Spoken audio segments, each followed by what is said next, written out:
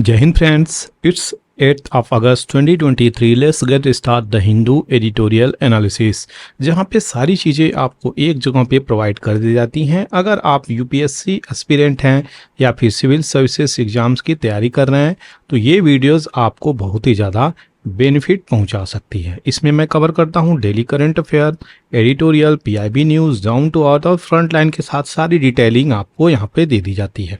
साथ ही साथ एक बार में एक रिवर भी यहाँ पे कवर करता हूँ, ग्लोसरी कवर करता हूँ और मैप की डिटेलिंग भी यहाँ पर दे दी जाती है, जो कि आपकी एग्जामिनेशंस के लिए बहुत ही ज़्यादा लाभदायक होगा। तो आप ये चीज़ें समझ लीजिए, ये वीडियोस आपके लिए कितनी इम्पोर्टेंट हो सकती है। चलिए शुरू करते हैं। यहाँ पे देखेंगे क्या यहाँ पे इम्पोर्टेंट आज का द हिंदू एडिटोरियल है, वो सारी डिटेलिंग यहाँ पे देखा जाएगा। तो सबसे पहले सुप्रीम कोर्ट जो अपना एक इम्पॉर्टेंट ग्रुप बनाया है जो जाकर के इन्वेस्टिगेशंस करेगी, वो सारी डिटेलिंग यहाँ पर देख लेंगे हम वो क्या है। तो सुप्रीम कोर्ट अपॉइंट किया है यहाँ पे ऑल वुमेन पैनल, जो कि इम्पोर्टेंट हो जाता है यहाँ पे। और ये क्या देखेगा तो किस प्रकार से रिलीफ चीज़ें चल रही हैं कहाँ पे, तो आपके मणिपुर कहाँ है, आपके नॉर्थ ईस्ट में एक स्टेट है जो कि अभी बहुत ही यहाँ पे एथनिक वायलेंसेस चल रही हैं। किस किस ग्रुप में, तो कुकी एथनिक ग्रुप और मितई एथनिक ग्रुप, इन दोनों कम्युनिटी में जो है वायलेंसेस इरप्ट आउट हो गए हैं। किस चीज़ को लेकर के, तो सबसे पहले आपको यहाँ पे यही बता दूं कि 6 शेड्यूल में डिमांड है किसकी, तो मितई ग्रुप जो कि हिंदू डोमिनेटेड ग्रुप है, लगभग 60% के आसपास, वो डिमांड कर रही है कि हमें 6 शेड्यूल में ऐड किया जाए। इससे क्या होगा, इससे उसकी कल्चरल, ट्रेडिशनल, लैंग्वेज, ये सब चीज़ों को प्रिजर्व किया जा सकता है आसानी से। साथ ही साथ जॉब में, स्कीम में इस प्रकार की एमेनिटीज़ जो उन लोगों को मिल रही है, कुकी लोगों की, जो कि वो 6 शेड्यूल में ऐड है, तो इस प्रकार की भी चीज़ें इनको मिलेगी। इनके भी बच्चों को जॉब में सिक्योरिटी प्रोवाइड होगी। सबसे इम्पोर्टेंट बातें यहाँ पे क्या बोल रहा हूँ मैं, कि अगर परचेजिंग लैंड पावर इनको मिल पाएगी तो ये भी एक अच्छा बात होगा। यहाँ पे क्या बातें बोली जा रही हैं, इसी चीज़ को लेकर के वहाँ का हाई कोर्ट क्या बोला कि मितई ग्रुप को भी ये चीज़ें प्राप्त होनी चाहिए, जो कि यहाँ पे इम्पोर्टेंट हो जाता है। ये सारी चीज़ें जो आपको बताया, यहाँ पे मितई ग्रुप को इन सब चीज़ों से वंचित रखा गया है और ये लैंड भी नहीं खरीद सकते कुकी वाले जोन में जाकर के। क्यों? क्योंकि 6 शेड्यूल में जब चीज़ें पड़ जाती हैं तो वो 6 शेड्यूल में जो होगा ट्राइब, उसी को ये राइट मिलती है कि वहाँ पर वो चीज़ें खरीद सके। इसी चीज़ को लेकर के यहाँ पे इतनी सारी वायलेंसेस हो चुकी हैं। अब आपको बता दें, यहाँ पे जो सुप्रीम कोर्ट अपॉइंट किया है यहाँ पे, तो आपको बता दें एक रिटायर्ड IPS ऑफिसर्स हैं जो बहुत ही इम्पोर्टेंट पर्सनालिटी हैं और ये काफ़ी हद तक नेशनल सिक्योरिटी एडवाइज़र भी रहे हैं डेप्यूटी के पद पे। तो याद रखिएगा, इम्पोर्टेंट पर्सनालिटी हैं, काफ़ी काबिल ऑफिसर हैं, हालांकि रिटायर्ड हैं। तो इनको अपॉइंट किया गया है, महाराष्ट्र से निकल के ये आते हैं और ये चेक आउट करेंगे किस प्रकार से इन्वेस्टिगेशन चल रही है, कितने केसेस रजिस्टर्ड किए गए हैं इस वायलेंसेस के दौरान। तो यहाँ पे देखिए, जो कार्य करना चाहिए यहाँ पे स्टेट गवर्नमेंट को, वो कार्य यहाँ पे सुप्रीम कोर्ट करता हुआ नज़र आ रहा है। क्योंकि जो चीज़ें हैं ना, वायलेंस इतनी ब्रूटल तरीके से चल रही हैं यहाँ पे कि उसका कोई आपको एक्सप्लेनेशंस नहीं दे पाऊंगा मैं। वहाँ पे सारी चीज़ें एकदम हतप्रभ हैं, सारी चीज़ें बिगड़ी हुई हैं, कोई भी ट्रांसपोर्टेशन सिस्टम नहीं है, इकोनॉमिक एक्टिविटीज़ नहीं हो पा रही है, वहाँ पे नीडेड मटेरियल जो मेडिकल फैसिलिटी है वो भी ठप पड़ रही है। तो इस प्रकार से आर्मी पर्सोनल जो वहाँ पे डिप्लॉय किए गए थे वो भी खींच लिए गए हैं। तो इस प्रकार से चीज़ें चल रही हैं जो कि बहुत ही दयनीय स्थिति क्रिएट कर देती हैं। अगर किसी भी जगहों पे अगर बात करी जाए, खास करके इंटरनेट शटडाउन की हम बात कर रहे हैं, इंटरनेट शटडाउन को अगर देखा जाए, यही चीज़ें अगर हट जाएं तो आपको जो पब्लिक की बिलीफ है ना, कॉन्फिडेंस है, वही गिरती हुई नज़र आएगी। तो वहाँ पे कितने समय से ये इंटरनेट की शटडाउन चल रही है, जिसके कारण लोगों में बहुत सारी परेशानियां चल रही हैं, बहुत सारे लोग इससे फेस भी कर रहे हैं। तो ये सारी चीज़ें हैं। अब ये चीज़ें आपको केवल मणिपुर में चीज़ें नहीं दिखाई, एडजॉइनिंग स्टेटों में भी ये चीज़ें पहुंच रही हैं। जैसे कि मिजोरम में भी इस प्रकार की चीज़ें चल रही हैं। वहाँ पे कुकी डोमिनेटेड रीजन है, तो वहाँ पे मितई ग्रुप को हटाया जा रहा है। ये बोला जा रहा है आप अपने घर जाओ, नहीं तो यहाँ पे मार दिए जाओगे। तो इस प्रकार की चीज़ें चलनी शुरू हो गई हैं। हालांकि स्टेट गवर्नमेंट इस पे अपना साफ सफाई देती हुई नजर आई है कि इस प्रकार का कृत्य नहीं होगा किसी भी एंगल से। लेकिन देखिए, जब ये इस प्रकार की एक्टिविटी चल रही हैं तो अगल बगल के स्टेट भी तो प्रभावित हो रहे हैं। क्यों? क्योंकि ये जो ग्रुप है ना, कुकी प्लस मितई, ये दोनों ट्राइब ग्रुप अगर बात करी जाए एथनिक ग्रुप, तो ये एथनिक ग्रुप आपको पूरे नॉर्थ ईस्ट में मिलती हैं, प्लस बांग्लादेश में मिलती हैं, प्लस म्यांमार में मिलती हैं। तो ये याद रखिएगा, ये ऐसा नहीं है कि अपने मणिपुर में ही सीमित कह के ये रह रही हैं। तो इस तरह की चीज़ें चल रही हैं। अब जो ये DGP of 6 state name 6 DIG rank officer to take charge of 6 SIT, तो ये एसआईटी चीज़ें बनेंगी, स्पेशल इन्वेस्टिगेशन टीम, ये चार्ज लेगी और चीज़ें देखेगी। सीबीआई यहाँ पे स्टेट के पार्ट के रूप में यहाँ पे कार्य करेगी और ये यहाँ पे 5 ऑफिसर्स रहेंगे डीएसपी एसपी के रैंक में, वो सीबीआई के अंतर्गत चीज़ें आएंगी। तो यहाँ पे चीज़ें हैं, सीबीआई का भी यहाँ पे इंटरवेंशन चल रहा है, जिसके कारण ये सारी चीज़ें निकल के आएंगी। स्टेट गवर्नमेंट यहाँ पे सबमिट किया है रिपोर्ट, क्या एफआईआर किस प्रकार से फाइल किए गए हैं। 6,500 के आसपास एफआईआर यहाँ पे रेप, मर्डर, इन सब केसेस में यहाँ पे जुलाई 31 तक रजिस्टर किए गए हैं। तब देखिए 6,500 केसेस रजिस्टर किए गए हैं यहाँ पे, और 100 प्लस यहाँ पे मर्डर के भी केसेस रजिस्टर किए गए हैं। रेप के अनगिनत केसेस हैं यहाँ पे हैजार्ड, और अगर बात करी जाए यहाँ पे लॉसेस की, प्रॉपर्टी लॉसेस की, तो उसके भी कई सारे केसेस लॉन्च किए गए हैं। 0 केसेस एक इम्पॉर्टेंट केस आता है। ये क्या केस होता है? तो ये इस प्रकार का केस है जो मान लीजिए कोई भी अगर केस रजिस्टर्ड हुआ तो वो जिस एरिया में होता है, जिस जियोग्राफिक एरिया में होता है, वहाँ पे रजिस्टर करके नहीं, दूसरे ज्योग्राफिक एरिया के पुलिस थाने में केस रजिस्टर होगा, उसको 0 केस बोलते हैं। तो ये चीज़ें इंपॉर्टेंट है, क्लियर हो जाना चाहिए। तो इस प्रकार की चीज़ें चली हैं। अब देखते हैं किस प्रकार से इन्वेस्टिगेशन चलता है, रिपोर्ट आती है मणिपुर पे, और किस प्रकार से चीज़ें दी जाती हैं यहाँ पे सुप्रीम कोर्ट को। सारी की सारी इन्वेस्टिगेशन डिटेल और रिपोर्ट किस प्रकार से प्रोवाइड करी जाती है। चलिए आगे बढ़ते हैं, देखते हैं यूपीएससी के प्रीवियस ईयर क्वेश्चंस जो 2022 में पूछा गया। तो सबसे इम्पोर्टेंट ये चीज़ें हैं कि आपको प्रैक्टिस करते रहना चाहिए, जो कि इम्पोर्टेंट है, वो भी प्रीवियस ईयर क्वेश्चंस के, क्योंकि क्वेश्चंस देखिए यहाँ से तो बिल्कुल आते ही हैं। ऐसा नहीं है कि बिल्कुल क्वेश्चंस यहाँ से बिल्कुल नहीं आते। तो क्या बातें बोली जा रही है यहाँ पे? कॉन्स्टिट्यूशन ऑफ इंडिया क्लासिफाई करता है मिनिस्टर 4 रैंकों में इनको। तो पहले कैबिनेट मिनिस्टर, दूसरा minister of state, independent charge के साथ मिनिस्टर ऑफ स्टेट और डिप्टी मिनिस्टर। तो ये 4 चीज को क्या क्लासिफाई करता है, ये आपको मेंशन है कहीं कॉन्स्टिट्यूशन ऑफ इंडिया में। तो ये दूसरी चीजें क्या बोल रहा है यहाँ पे स्टेटमेंट के रूप में? तो total number of ministers in the union government, prime minister को लेकर के ये 15% का एक्सीड नहीं होना चाहिए। किसमें? लोकसभा में। कौन सा सही है यहाँ पे? ऐसा स्टेटमेंट बोल रहा है।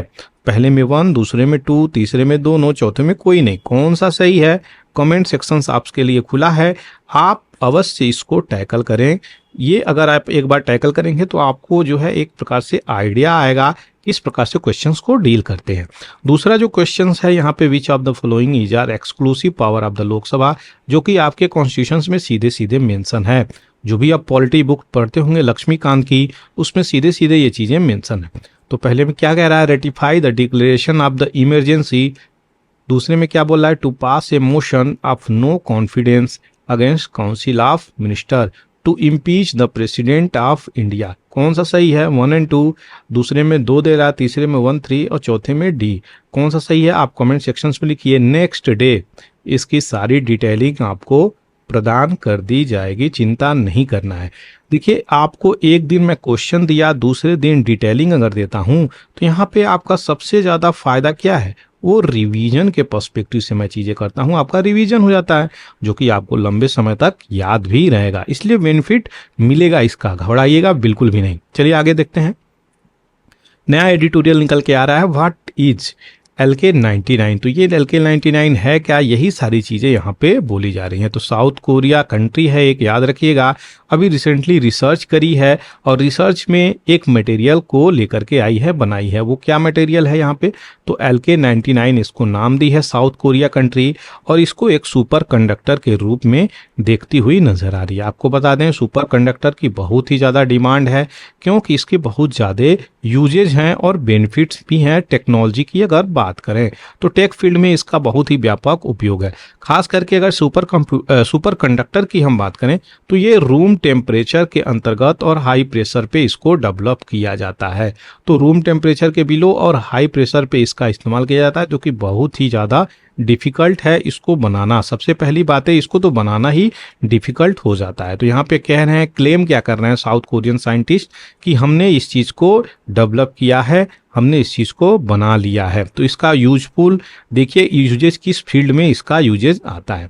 अच्छा, यूजेज की बात करी जाए अगर, तो जीरो इलेक्ट्रिक करंट यहाँ पे इसके अंतर्गत लॉस होता है। अगर ये सुपर कंडक्टर है तो ट्रांसपोर्ट होगा, जब भी बिजली एक जगह से मान लीजिए प्रोड्यूस हो रही है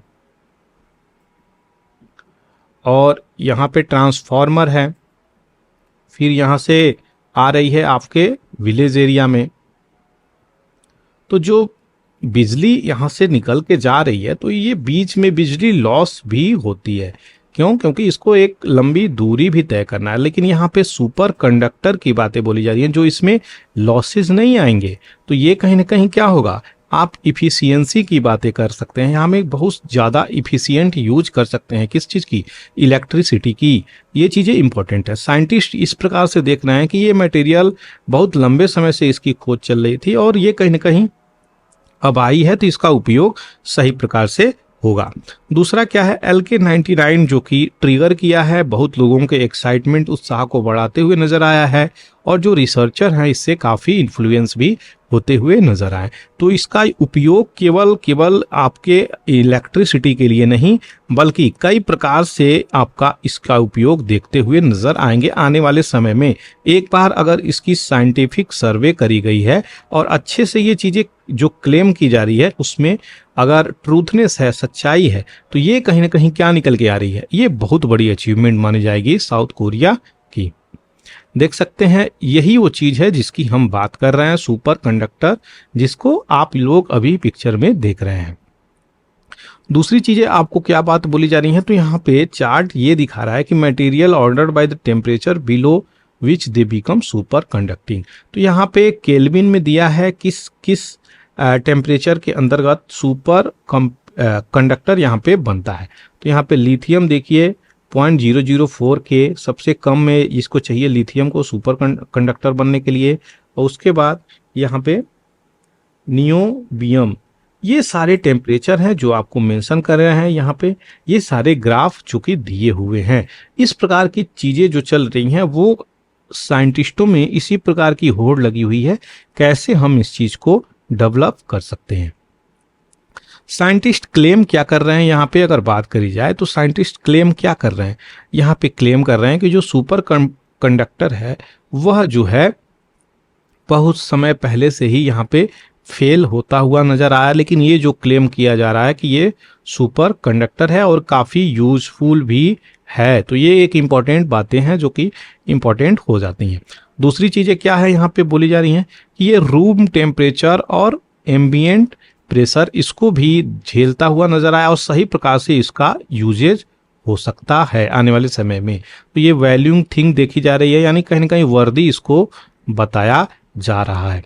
ये एक आर्टिकल अभी रिसेंटली पब्लिश करी गई है LK99 को लेकर के, जो यहाँ पे इसको क्या बोला गया है, तो LK99 को ये बताया गया है कि ये काफ़ी यूजफुल हो सकती है अगर इसको सही प्रकार से यूज किया जाए। तो रिसर्च की रियलिटी क्या है, जो रिसर्च कर रहे हैं ये और जो क्लेम कर रहे हैं उसकी रियलिटी अगर देखी जाए तो वो क्या है।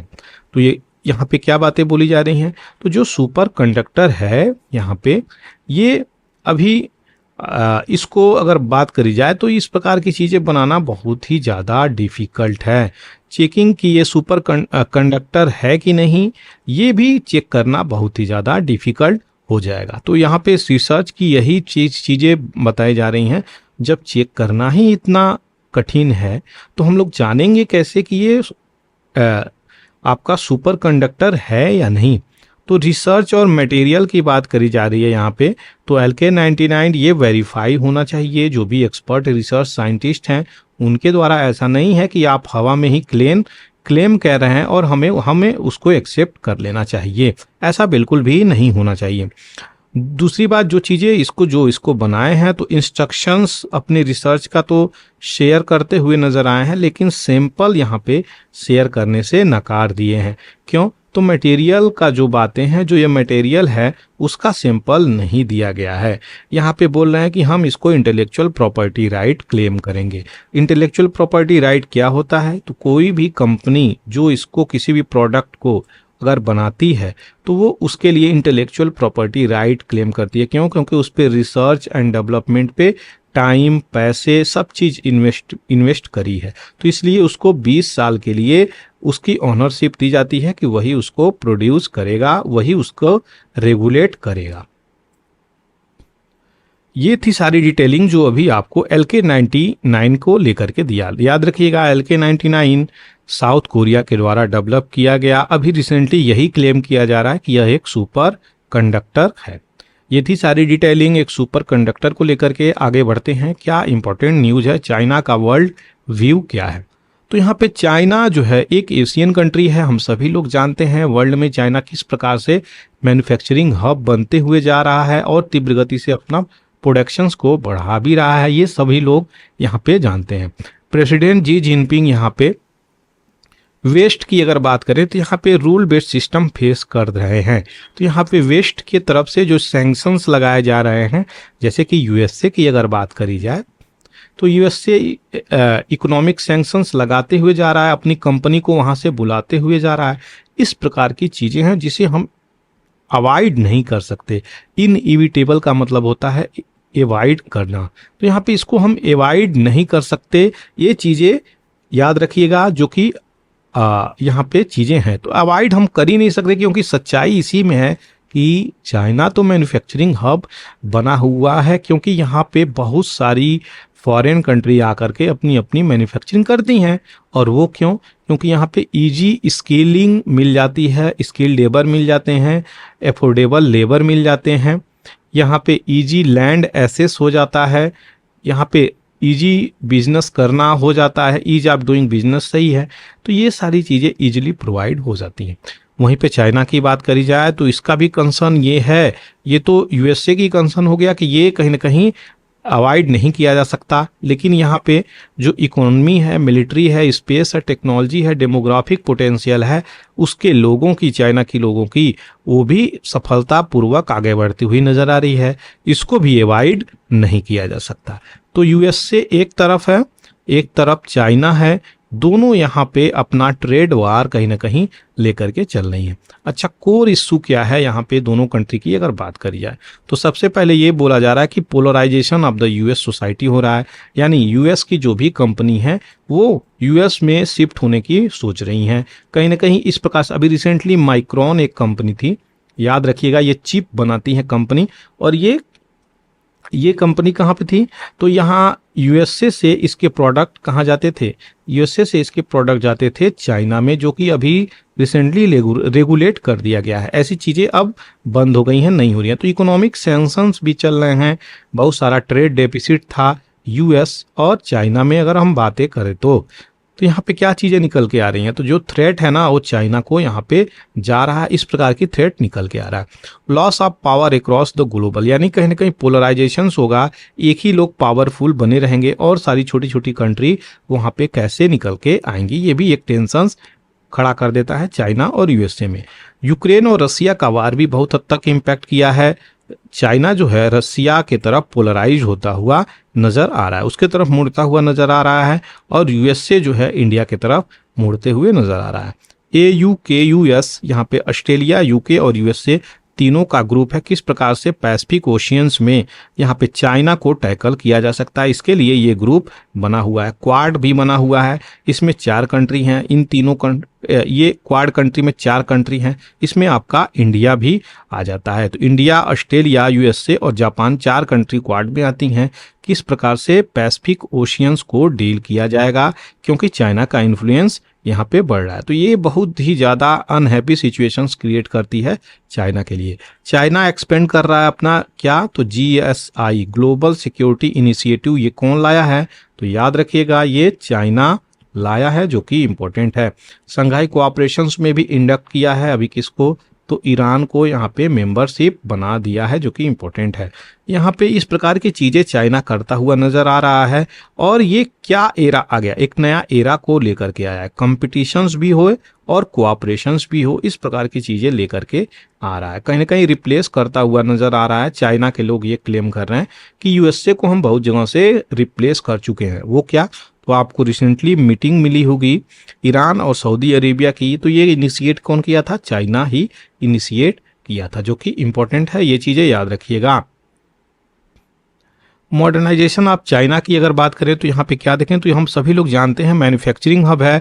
एक खिलौना से लेकर के, टेक्नोलॉजी से लेकर के, मोबाइल से लेकर के, लैपटॉप से लेकर के, कपड़े से लेकर के, सब चीज़ें आपके चाइना में मैन्युफैक्चर हो रही हैं। अब कहीं ना कहीं वियतनाम की तरफ शिफ्ट होती हुई भी चीज़ें नज़र आ रही हैं।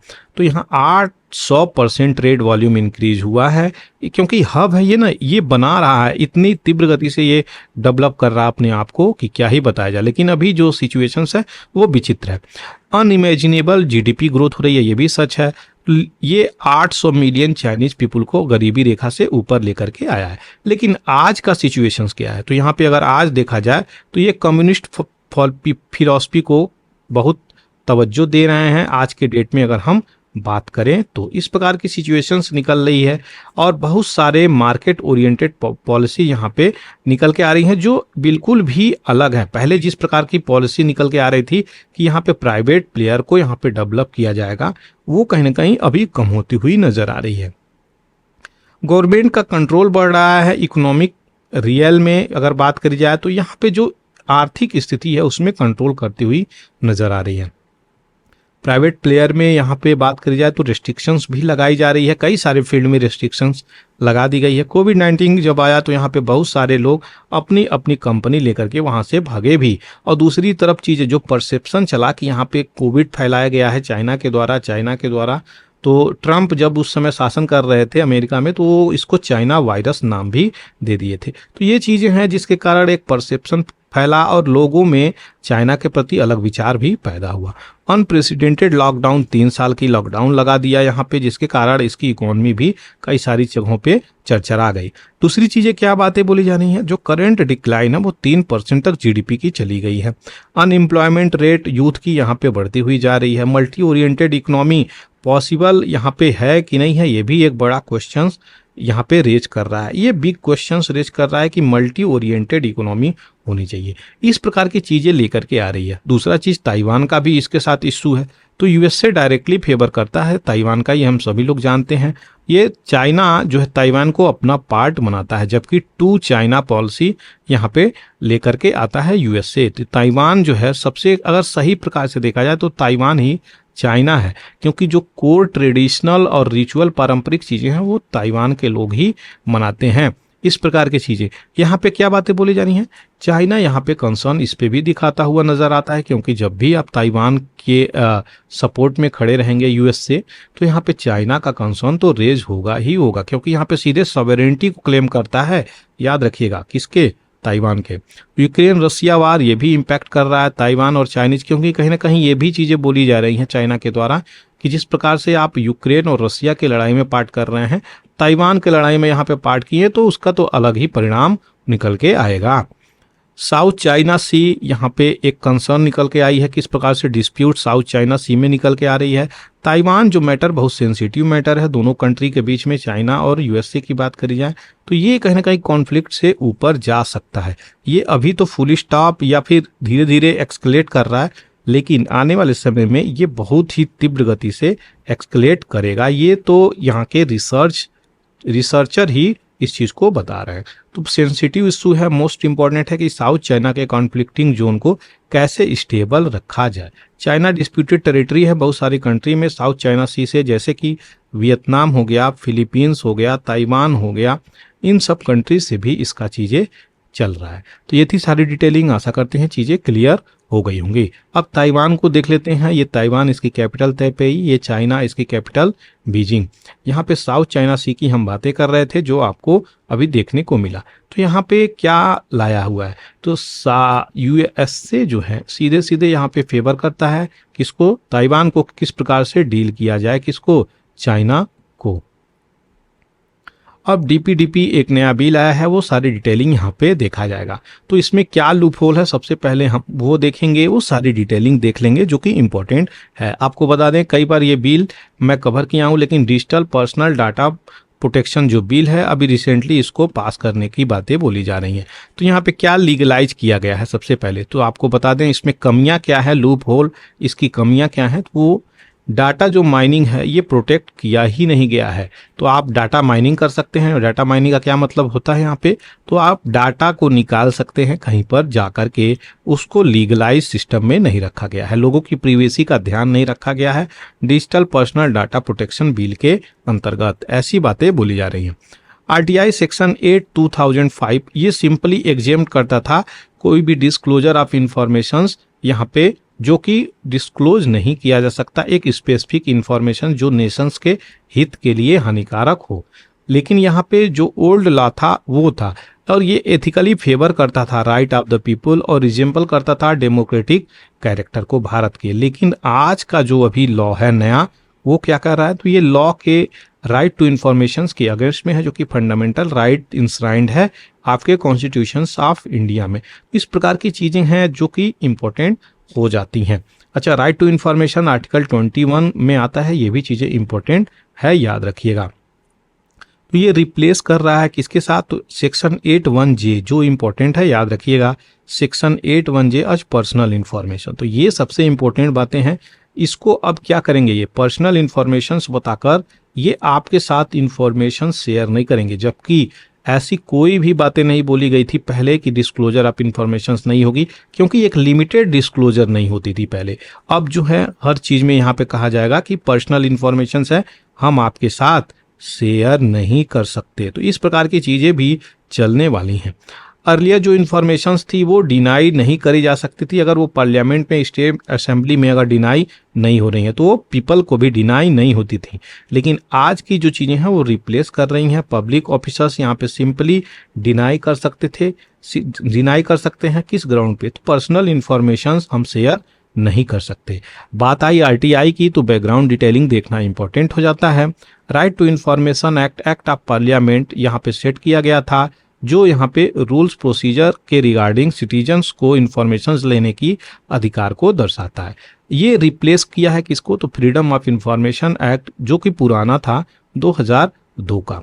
इस प्रोविजन के अंतर्गत सिटीजन इंडिया का कोई भी रिक्वेस्ट कर सकता है, कोई भी सूचना पब्लिक अथॉरिटी से वो ले सकता है, और उसको 30 दिन के अंदर बाध्य है वो सूचना दी जाए। इसका ऑब्जेक्टिव क्या है, तो ट्रांसपेरेंसी बनी रहनी चाहिए और जिम्मेदारी, अकाउंटेबिलिटी बनी रहनी चाहिए, करप्शंस नहीं होनी चाहिए, और इस प्रकार की चीज़ें जो पीपल की पार्टिसिपेशन और डेमोक्रेटिक प्रोसेस में ये भी बने रहना चाहिए। तो यहाँ इसका ऑब्जेक्टिव है, कोई भी अगर क्वेश्चंस करता है गवर्नमेंट से तो वो कहीं ना कहीं पार्टिसिपेट कर ही रहा है, किसमें, तो आपके किसमें, गवर्नमेंट वाले चीज़ों में, डेमोक्रेटिक सिस्टम में, प्रोसेस में वो पार्टिसिपेट कर रहा है। तो जो केस मैटर है इवॉल्व हुआ था लाइफ लिबर्टी, अगर इससे चीज़ें चल रही हैं, लाइफ और लिबर्टी पे क्वेश्चन है, तो 48 घंटे के अंदर ही आपको इन्फॉर्मेशन पब्लिक अथॉरिटी प्रोवाइड करेगी। आरटीआई बिल ये पास किया गया था पार्लियामेंट में 15 जून 2005 को। अलग अलग क्वेश्चंस बने हैं यहाँ से इंपॉर्टेंट। असेंटेड किया गया था 22 जून 2005 को, यानी 15 जून को यहाँ पे पार्लियामेंट ऑफ इंडिया पास करता है, 22 जून को एसेंट किया जाता है। इन्फोर्स में कब आता है, 12 अक्टूबर 2005। तो ये दिन तीनों डेट अलग अलग पूछे गए हैं क्वेश्चंस के रूप में। आरटीआई की अगर उत्पत्ति की बात करी जाए तो मजदूर किसान शक्ति संगठन राजस्थान रूरल एरिया से इसकी उत्पत्ति होती है। तो याद रखिएगा राजस्थान स्टेट इसमें रोल प्ले किया है। 1976 में Rajnarayan versus state of Uttar Pradesh, यहाँ पे इस केस में सुप्रीम कोर्ट ये किया तो राइट टू इंफॉर्मेशन ये फंडामेंटल राइट के अंतर्गत ट्रीट किया जाएगा, आर्टिकल 21A के अंतर्गत ट्रीट किया जाएगा और आर्टिकल 21 के अंतर्गत भी इसको फंडामेंटल राइट मिला है। तो ये सारी डिटेलिंग है, ये भी याद रखिएगा। ये फ्रेंड्स मेरा चैनल है, अगर आपको अच्छा लगे तो इसको सब्सक्राइब कर सकते हैं। चलिए आगे बढ़ते हैं। यहाँ पे जो गवर्नमेंट है ये सीधे सीधे क्या कर रही है, इग्नोर कर रही है लीगल, पॉलिटिकल और social aspect of the people, क्योंकि लोगों की राइट्स को यहाँ पे हनन होता हुआ दिख रहा है। डाटा प्रोटेक्शन बोर्ड यहाँ पे जो सेटअप किया गया है उसके चेयरमैन और मेंबर सीधे सीधे अपॉइंट किए जाएंगे गवर्नमेंट, सेंट्रल गवर्नमेंट के द्वारा, जो कि सेक्शन 19 में यहाँ पे डाला गया है। तो अब गवर्नमेंट अगर अपॉइंटमेंट करेगी तो वहाँ पे सीधे सीधे उसी के हाथ में है ये, तो under the boot of the government, यानी गवर्नमेंट के सू के नीचे ये चीज़ें चलेंगी। यूरोप की अगर जनरल डाटा प्रोटेक्शन रेगुलेशंस की अगर बात करें तो वहाँ पे हाई स्टैंडर्ड रखी गई है किस प्रकार से डाटा को प्रोटेक्ट किया जाएगा। तो यहाँ पे प्रोटेक्शंस पे अगर सवाल उठ रहा है कि किस प्रकार से हम प्रोटेक्शन कर रहे हैं, तो हमें सीखना चाहिए यहाँ से, किससे, तो यूरोप के डाटा प्रोटेक्शन से हमें सीखना चाहिए। वहाँ पे वॉचडॉग वाली सिस्टम भी रखी गई है कि अगर कोई भी लूपहोल्स, गलतियाँ हो रही हैं, उसको वो देखने का जिम्मेदारी भी निभाएंगे। सोसाइटी में किस प्रकार से चीज़ें चल रही हैं, यूनिवर्सल लिटरेसी की बात करी जा रही है तो कहीं ना कहीं उसको पावरफुल बनाया गया है, किस प्रकार से अपने फंक्शंस को वो एग्जीक्यूट करेगा। तो इस प्रकार से चीज़ें उसको दी गई हैं यूरोप में। लेकिन भारत में यहीं पे वॉच डॉग की तो बात ही हटा दीजिए आप। वॉच डॉग किसको बोलते हैं कि जो अपने मन से यहाँ पे चीज़ें देख सके, सुन सके, किस प्रकार से चीज़ें चल रही हैं देश में, उसे वॉच डॉग बोलते हैं। यहाँ पे सारी चीज़ें जो आपको मैं बताया वो डाटा प्रोटेक्शंस बिल की रिगार्डिंग में चीज़ें थी, और डाटा प्रोटेक्शंस बिल को अभी रिसेंटली 81J के अंतर्गत चीज़ें बदली गई हैं। ये थी सारी डिटेलिंग जो आपको मुझे बतानी थी। आशा करते हैं चीज़ें क्लियर हो गई होंगी। राहुल बैक इन पार्लियामेंट में open debate on no trust motion today. यहाँ पे चीज़ें देखिए, राहुल जी महात्मा गांधी को यहाँ पे ट्रिब्यूट पे करते हुए नजर आ रहे हैं, फूल प्रेजेंट कर रहे हैं। ये चीज़ें इंपॉर्टेंट है, आपको बता दें किसी भी MP की सीट ऐसे ही खाली नहीं रहनी चाहिए, क्योंकि वो रिप्रेजेंटेटिव है डेमोक्रेटिक कंट्री की। अगर बात करें, ये अलग बात है वो क्या बोल रहे हैं क्या नहीं बोल रहे हैं, ये भी मैटर ऑफ कंसर्न है, इसको भी निगलेक्ट नहीं किया जा सकता।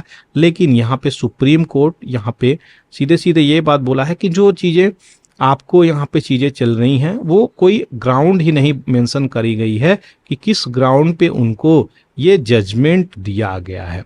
तो जजमेंट के ग्राउंड को नहीं मेंशन किया गया, ना ही सूरत कोर्ट के द्वारा, ना ही हाई कोर्ट के द्वारा। तब जाकर सुप्रीम कोर्ट उनको सीधे सीधे रीइंस्टेट किया है, किसके रूप में, तो MP के रूप में। तो आशा करते हैं चीज़ें अच्छे डिबेट होंगी और पार्लियामेंट अच्छे तरीके से रन करेगा।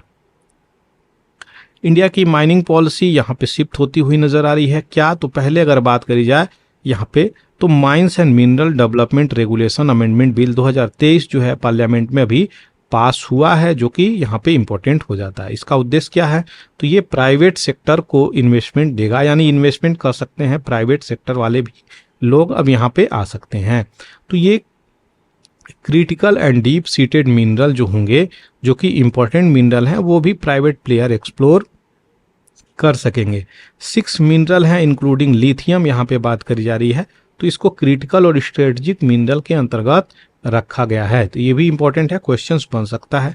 दूसरी चीज़ें क्या बातें बोली जा रही हैं, अगर देखा जाए यहाँ पे तो जो गवर्नमेंट ऑन एंटिटी है पहले इस प्रकार की चीज़ें करती थी, लेकिन अब प्राइवेट प्लेयर को यहाँ पे ला दिया गया है माइनिंग फील्ड में भी।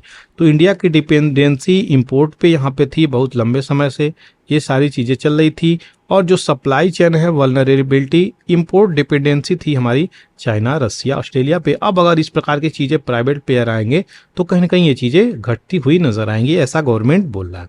तो जो lack of private sector participation था, मिनरल एक्सप्लोरेशन की बातें बोली जा रही हैं, यहाँ पे इंडिया की एबिलिटी होगी अब डिस्कवर करने के लिए, डेवलप करने के लिए, और वाइबल कंडीशंस क्रिएट होगी। तो जो मिनरल होगी ना, वो सीधे सीधे अगर बात करी जाए तो प्राइवेट जो एंटिटी हैं वो भी इसमें हाथ साफ करते हुए नजर आएंगे, उनका भी यहाँ पे व्यापार चलता हुआ नजर आएगा।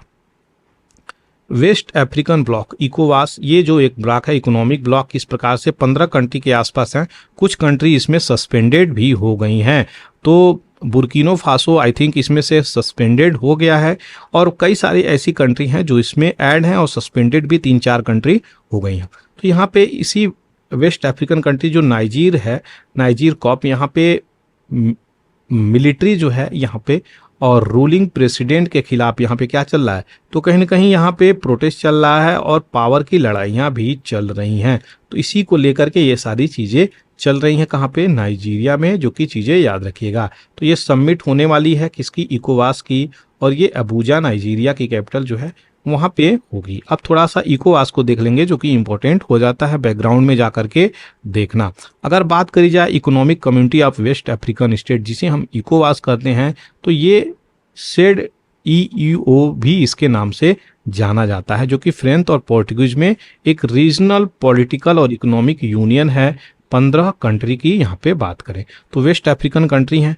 कलेक्टिवली यहाँ पे कंट्री कंप्राइज करती हैं यहाँ पे 5,114,162 किलोमीटर की एरिया, एक बड़ा एरिया कवर करती हैं। इसका गोल क्या है इकोवास का, तो ये कलेक्टिव सेल्फ सफिशिएंसी बनाएगा, यानी आत्मनिर्भर की बातें बोली जा रही हैं कंट्री के अंतर्गत, इस ग्रुप के अंतर्गत। तो किस प्रकार से इसके मेंबर ये क्रिएट करेंगे, सिंगल लार्ज ट्रेड ब्लॉक, तो जो ट्रेड सिस्टम होगी उसको बिल्ड करना है और फुल इकोनॉमिक और ट्रेडिंग यूनियन बना करके आगे चलना है। इस्टेब्लिशमेंट की बात करी जा रही है तो 28 मई 1975 को इसकी स्थापना इकोवास की कर दी गई है और ट्रीटी ऑफ लगोस के अंतर्गत ये चीज़ें आती हैं। तो ये प्रमोट करेगा इकोनॉमिक और इंटीग्रेशन अक्रॉस द रीजन। इकोवास की अगर बात करी जा रही है यहाँ पे, तो जो मिलिट्री है उसकी बैठक हो रही है, तो यानी क्यों यहाँ पे मिलिट्री इसमें भी है, ये पीस कीपिंग फोर्स भी रखते हैं इकोवास, याद रखिएगा, जो कि इम्पोर्टेंट हो सकता है। तो पीस कीपिंग फोर्स इस रीजन में इसकी आएगी और मेंबर स्टेट ओकेजनली यहाँ पे ज्वाइंट मिलिट्री फोर्स भी भेज सकती हैं इंटरवेन करने के लिए। किस प्रकार से ये जो ब्लॉक मेंबर कंट्री हैं यहाँ पे टाइम पे पॉलिटिकली इंस्टेबिलिटी अनरेस्ट न हो सके यहाँ पे उसको डील करने के लिए। तो जो यहाँ पे नाइजीर में कॉप जो हैं वहाँ पे मिलिट्री आर्मी जो हैं, जो यहाँ पे प्रेसिडेंट से विद्रोह हो रहा है कि उनके सत्ता को गिराने का प्रयत्न चल रहा है, वो सारी चीज़ें भी रुक सकती हैं। फरवरी 2017 में अगर बात करें तो 15 स्टेट इसके मेंबर हैं, जिसमें से कई सारे 3-4 मेंबर कंट्री यहाँ पे हटा दिए गए हैं, सस्पेंड कर दिए गए हैं। तो ये सारी चीज़ें हैं जो इम्पोर्टेंट थी। 15 मेंबर कंट्री में अगर सस्पेंडेड बात करी जाए तो बुर्किनो फासो, गिनिया, माली और नाइजीर, तो ये चीज़ें हैं इंपॉर्टेंट जो कि याद रखिएगा। Benin, Cape Verde, Gambia, Ghana, Guinea Bissau, Ivory Coast, Liberia, Nigeria, Senegal, Sierra Leone, Togo, इन सब कंट्री इसके मेंबर हैं अभी। अब बाकी 4 कंट्री यहाँ पे सस्पेंडेड हैं।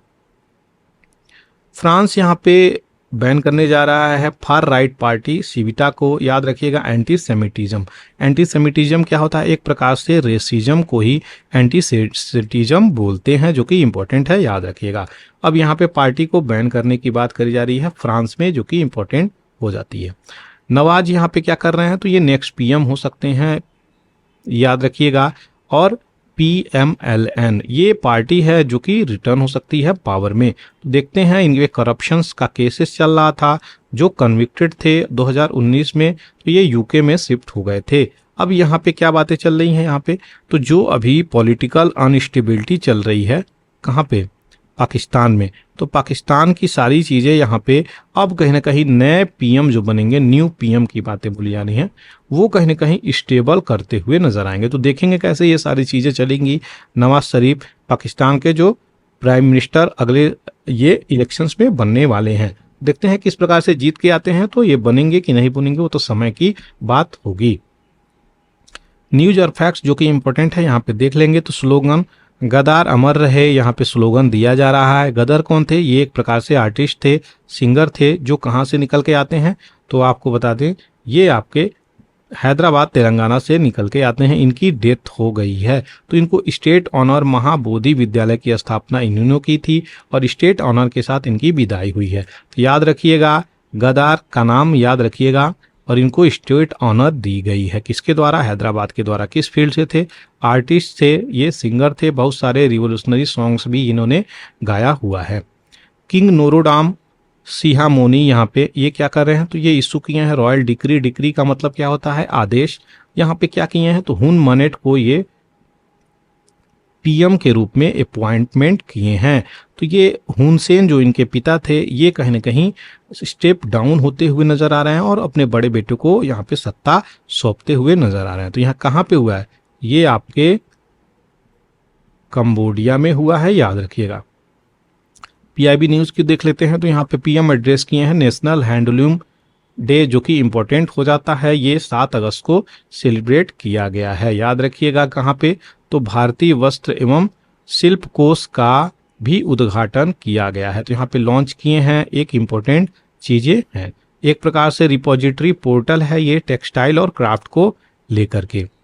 गवर्नमेंट सैंक्शन की है, यहाँ पे क्या करेगी, तो ये इस्टेब्लिश करेगी रिसर्च पार्क आईआईटी मद्रास में और आईआईटी बॉम्बे, खड़गपुर, कानपुर, दिल्ली, गुवाहाटी, हैदराबाद, गांधीनगर और बेंगलोर में। क्या बढ़ाने के लिए, किस प्रकार से अपने रिसर्च सिस्टम को हम बढ़ा सकते हैं। देखिए कोई भी कंट्री R&D करेगी, रिसर्च और डेवलपमेंट करेगी, जिसमें मनी की ज़रूरत होती है, फिनेंस की ज़रूरत होती है, तो यहाँ पे कहीं ना कहीं क्या होगा, तब जा करके वो चीज़ें डेवलप होंगी। आज के डेट में USA अगर इतना डेवलप है टेक्नोलॉजी में, तो वो अपने R&D पे पैसे खर्च किया है। तो इसकी वजह से चाइना भी पैसे खर्च किया है, जापान भी पैसे खर्च किया है। तो भारत को भी एक बजट अलॉट करना पड़ेगा R&D में, तभी जाकर के चीज़ें चलेंगी। इंडिया बिकम 14th मेंबर, 14वां मेंबर बन गया है मिनरल सिक्योरिटी पार्टनरशिप का, जो कि इम्पोर्टेंट है, जून में, याद रखिएगा। और ये जो चीज़ें चल रही हैं यहाँ पे, पहले कितने मेंबर थे इसमें, United state, Australia, Canada, Finland, France, Germany, Italy, Japan, Norway, Republic of Korea, Sweden, United kingdom, European commissions, इतने सारे मेंबर थे। 14 मेंबरवां कौन सा हुआ है, आपका इंडिया हुआ है। क्वेश्चंस आ जाएगा किसमें, MSP में, मिनरल सिक्योरिटी पार्टनरशिप में। ऑनगोइंग फ्लड इन स्लोवेनिया में, बहुत भयानक ब्रूटल यहाँ पे फ्लड चल रहा है। स्लोवेनिया एक कंट्री है यहाँ पे, उसकी जो है अभी इतनी दयनीय हालत हो गई है कि अगर बात करी जाए 1991 में जो यहाँ पे फ्लड आई थी, उससे भी ब्रूटल यहाँ पे फ्लड आते हुई नजर आई। वहाँ के प्राइम मिनिस्टर रॉबर्ट गलोब यहाँ पे ऐसी बातें बोलते हुए नजर आ रहे हैं। तो वाइड स्प्रेड डिस्ट्रक्शन हुई है, तबाही मच रही है, जिसके कारण ये चीज़ें बोली जा रही है। दीपोर बिल कहाँ है, तो आपका आसाम में है। इसका क्या मतलब होता है, लेक ऑफ एलिफेंट। ये जो है यहाँ पे बहुत सारे एलिफेंट भी आते हैं पानी पीने के लिए, इसको दीपोर बिल बोला जाता है। बहुत पुराना लेक है ये। वेटलैंड ऑफ ब्रह्मपुत्रा वैली, याद रखिएगा, जाना जाता है, जो कि आपका रामसार साइट भी 2002 में इसको डिक्लेयर किया गया है।